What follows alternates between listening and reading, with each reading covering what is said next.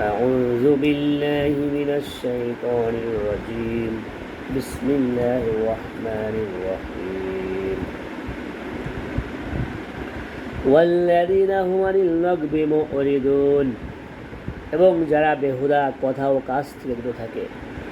সূরা আল মুমিনুনের 3 নম্বর আয়াত আল্লাহ তাআলা এখানে বলছেন, মুমিনদের বৈশিষ্ট্য বর্ণনা করতে যে আল্লাহ রাব্বুল আলামিন বলছেন যে মুমিনরা বেহুদা কথা এবং বেহুদা কাজ থেকে দূরে থাকে।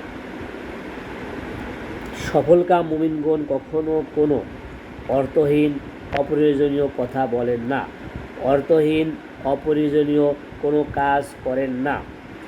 তারা বাজে কথায় কান দেন না, বাজে কাজের দিকে দৃষ্টি দেন না। কোথাও কোনো বাজে কাজ হয়ে দেখলে তারা সেই স্থানে এগিয়ে চলেন।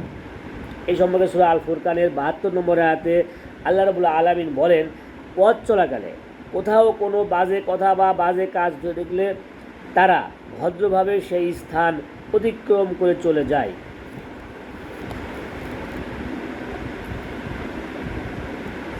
একজন খাঁটি মুমিন দুনিয়ার জীবনটাকে পরীক্ষার হলে অবস্থানকাল বলে মনে করেন, ফলে খেলতামাশায় সময় কাটানো নয়, বরং জীবনের প্রতিটি ঘণ্টাকে কল্যাণকর কাজে নিয়োজিত করে তিনি আখিরাতের সফলতা নিশ্চিত করতে চান।